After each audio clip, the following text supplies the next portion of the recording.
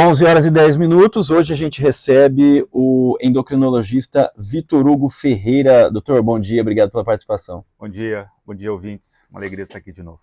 Bom, doutor, hoje é o Dia Mundial da Diabetes, é isso? Então vamos falar dessa doença que é muito comum no Brasil. E aliás, né, por que hoje é comemorado justamente, hoje 14 de novembro, o Dia Mundial da Diabetes? Então esse é um dia que foi escolhido porque ele é o aniversário, né, do Frederick Banting. O Banting, ele é um dos pesquisadores que em 1921 descobriu e sintetizou a insulina, né? Na verdade ele sintetizou a insulina, né? Então isso foi um dia muito importante por isso, né? Um homem que mudou a história, né? Salvou a vida de milhões de pessoas. E aí, a diabetes, ela atinge muitas pessoas hoje em dia. Quais são os dados que o senhor tem aí do mundo todo, aqui de Londrina, doutor? Então a gente tem dados, né, mostrando que o diabetes em geral afeta 7 a 10% da população, né? Então que é uma taxa muito alta. Muito alto. Tá? Muito alta, na verdade, né? Você vê que uma cidade igual a Londrina, a gente vai ter ali 40, 50 mil pessoas com diabetes mellitus tanto tipo 2 como tipo 1, e isso vai trazer consequências para a vida das pessoas se elas não cuidarem apropriadamente, não receberem o cuidado apropriado.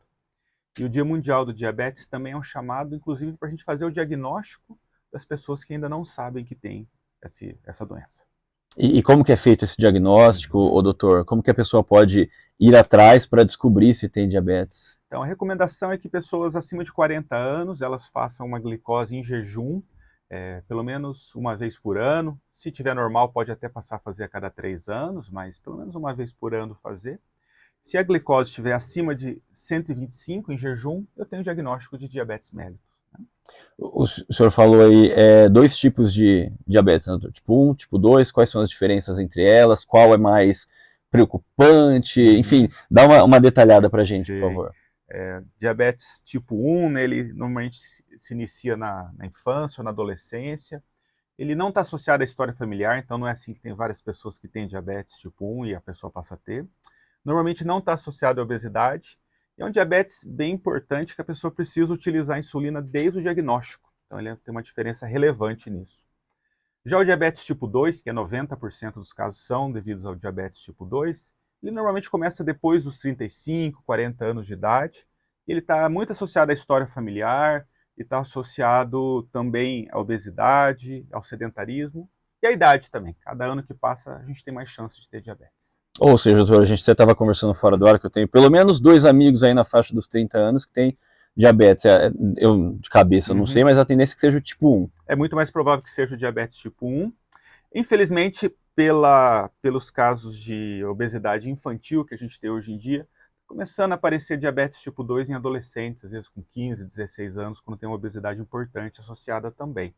Mas, de maneira geral, os jovens têm muito mais chance de ter o diagnóstico de diabetes tipo 1, né? Mas isso aí é perigoso até por conta de mudança de hábitos, hoje em dia muito mais sedentarismo, o pessoal come errado, tudo isso aí influencia para o mal para essas pessoas até cada vez mais jovens terem o tipo 2, correto, doutor? Exatamente, é um desafio muito grande, eu acho que como sociedade nosso, né, que a gente é meio empurrado hoje a comer, às vezes de uma maneira não saudável, a ser sedentário, né, passar muito tempo em tela também, né, são todos fatores que favorecem, infelizmente, o aumento grande dos casos de diabetes mellitus na população. Agora, doutor, a diabetes em si, ela potencializa outras doenças, ela traz outros riscos? Qual que é a consequência que a diabetes pode trazer para a pessoa?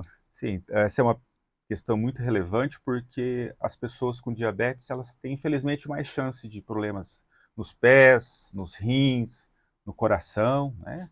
Na visão também, né? Então, é uma causa importante, né, de aumento de infarto, de AVC, né, de perda da visão ou da função dos rins, né? Então, uma causa, por exemplo, importante de hemodiálise, né? Então, é uma doença que, infelizmente, se ela não for apropriadamente cuidada, ela traz muitos prejuízos para a vida da pessoa que tem esse diagnóstico e não está cuidada apropriadamente.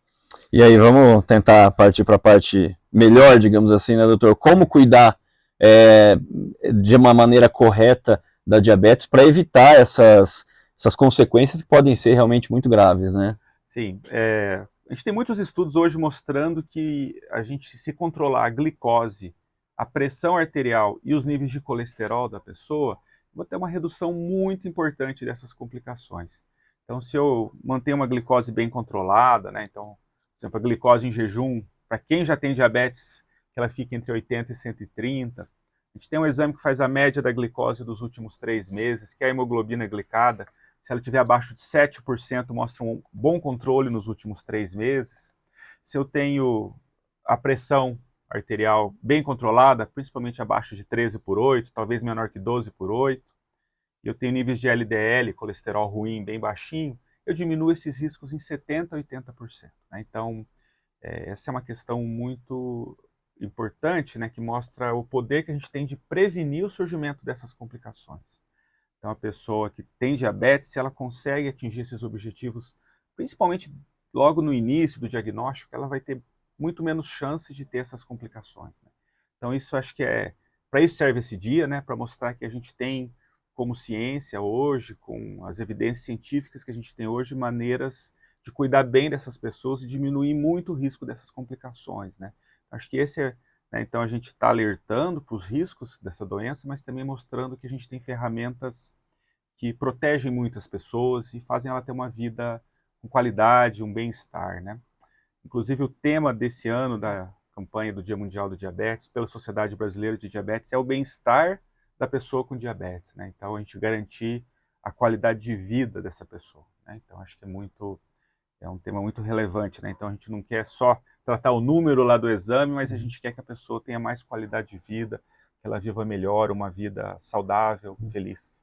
Até porque, né, doutor, a gente fala sobre vários assuntos, várias doenças, com vários especialistas, e tudo gira em torno de boa alimentação, exercício físico, tudo, e na diabetes não é diferente, né? Exatamente, né? Porque o diabetes tem uma base genética, principalmente o diabetes tipo 2, que favorece a pessoa a ter, mas a mudança de estilo de vida é uma ferramenta muito, muito poderosa para a gente proteger as pessoas. Então, uma alimentação saudável, uma rotina, pelo menos vai de 3 horas de exercício por semana, ela ajuda muito como um ótimo remédio, né? Então, a mudança de estilo de vida é um belíssimo remédio para o tratamento do diabetes. Na verdade, é o primeiro pilar, antes até das medicações, né? Então, inclusive para prevenir o surgimento do diabetes. Então, por exemplo, pessoas que têm histórico familiar de diabetes na família, se elas estão acima do peso, né, se elas perdem 8% do peso e fazem 150 minutos de exercício na semana, o que nem é muito, ela diminui em 60% o risco de vir a ter diabetes. Então, olha que ferramenta fantástica que a gente tem. Então, alimentação saudável, manter um peso apropriado e fazer exercício diminui muito o risco da pessoa vir a desenvolver diabetes. Ao mesmo tempo, se ela já tem diabetes e ela faz essas mudanças, fica muito, muito mais fácil de controlar. Associado com medicamentos modernos também que a gente tem ultimamente, né, doutor? Exatamente, né? A gente tem ali nos últimos anos o lançamento de várias moléculas muito poderosas para controlar a glicose e que ajudam muito também na prevenção. Então a gente tem medicamentos hoje que diminuem, por exemplo, o risco da pessoa desenvolver problemas cardíacos, tem medicações que diminuem 55%, 60% o risco da pessoa perder a sua função renal. Então, isso foram avanços que a gente foi tendo com medicações mais modernas, que associadas a estilo de vida saudável, protegem muito as pessoas. Né? Então, protegem, né, a visão, os olhos, o coração, os rins. E, de maneira interessante, né, a gente tem, inclusive, alguns desses medicamentos disponíveis, por exemplo, na farmácia popular, né, nesse programa da farmácia popular, ou mesmo na regional de saúde, fornece alguns desses medicamentos para as pessoas com diabetes que necessitam. Então, até inclusive a gente tem hoje, né, um aumento do alcance, né, da possibilidade de prescrever as pessoas mesmo com um custo ou menor, né, no caso da farmácia popular tem uma participação, ou sem custo via regional de saúde. Né? Então, esse desenvolvimento de novas medicações, ela também é muito bem-vindo pelos pacientes e para a gente que trata essas pessoas, né?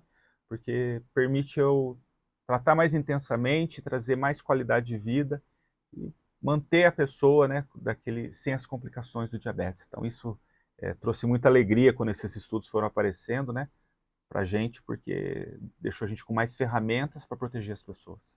Doutor, já que a gente está falando de prevenção, né, Dia Mundial de Prevenção à Diabetes, o senhor falou sobre diagnosticar diabetes por meio do exame de glicose. Agora, se eu sou uma pessoa que eu não faço exame, como que eu vou saber, ou como que eu vou ter algum sintoma de que eu posso ter diabetes que vai me acender aquele alerta, falar, opa, deixa eu ver aqui. Os sintomas clássicos da glicose alta são urinar muito, perder peso, mesmo comendo bastante, com mais fome. Infelizmente, esses sintomas só aparecem com a glicose acima de 250. Né? Já está muito alto. Está muito alto, já está machucando muito quando está nesse nível. Então a gente tem que aproveitar a oportunidade quando a pessoa ainda não tem esses sintomas. Mas se a pessoa já tem alteração na visão, ou alteração na função dos rins, ou tem feridas que não cicatrizam, tudo isso são sinais que podem favorecer o diagnóstico, né? Falar, olha, será que você não tem diabetes, né? Também a própria questão da função sexual, às vezes a gente tem piora, né? Tanto no homem como na mulher. Isso pode ser também um sinal de diabetes, né? Então, acho que esses sintomas são são alertas que a pessoa pode ter, né?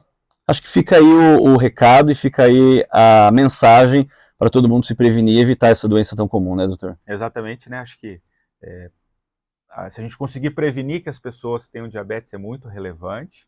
E se eu conseguir prevenir para aqueles que já têm o diabetes, que eu consiga evitar as complicações, né? A gente está fazendo muito por proteger essa pessoa e evitar que ela tenha piora da sua qualidade de vida e do seu bem-estar. Doutor Vitor Hugo Ferreira, endocrinologista. Obrigado, doutor, pela participação. Bom dia, tá? Muito obrigado. Um abraço a todos.